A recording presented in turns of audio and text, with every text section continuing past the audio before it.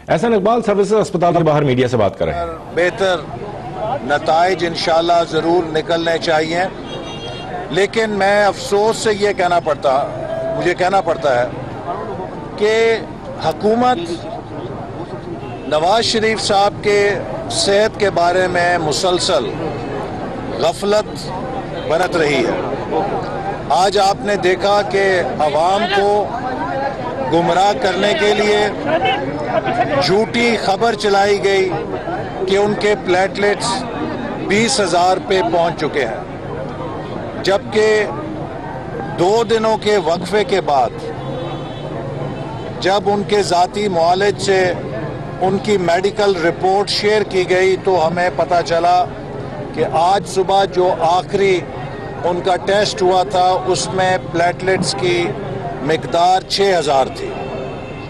ये अभी भी तशवीशनाक हद है जिस पे उनके अंदर प्लेटलेट्स कमी का शिकार हैं, और हुकूमत ने अवाम को गुमराह करने के लिए झूठी खबरें चलाईं, जिससे हमें वसवसे पैदा होते हैं, जिससे हमें शुबहात पैदा होते हैं।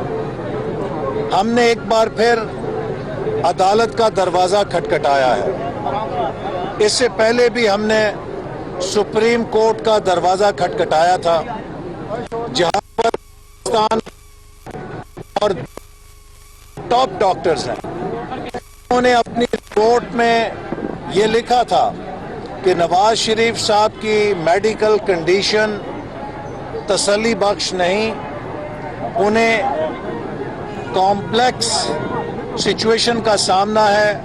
हार्ट के साथ किडनीज, डायबिटीज़, ब्लड प्रेशर, इस सारी सूरत हाल में उन्हें नहायत तवज्जो के साथ और नहायत एडवांस्ड ट्रीटमेंट की ज़रूरत है। और जब हमने अदालत के सामने वो सारी रिपोर्ट्स रखी, हमें उम्मीद थी कि हमें रिलीफ मिलेगा और हम नवाज शरीफ साहब के इलाज पर मुकम्मल तवज्जो देंगे।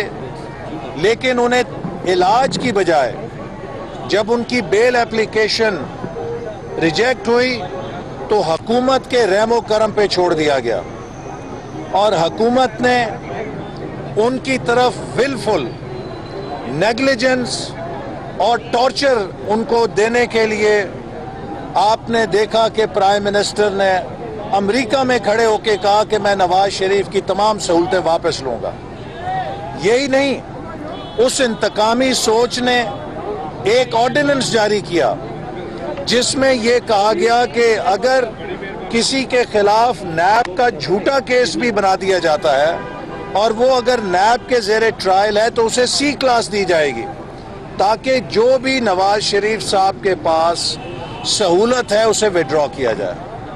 फिर उन्हें स्ट्रेसफुल कंडीशंस के अंदर रखा गया और मुसलसल उनके ज़ाती मुआलिज को उन तक रसाई डिनाई की जाती रही। ये ना सिर्फ उस वक्त था कि जब उनकी ये तशखीस नहीं हुई थी, बल्कि जब ये तशखीस हुई उसके बाद से भी उनके ज़ाती मुआलिज के साथ मुकम्मल मालूमात शेयर नहीं की जाती रही, बल्कि हुकूमत ने उनकी बीमारी को स्पिन देने की कोशिश की।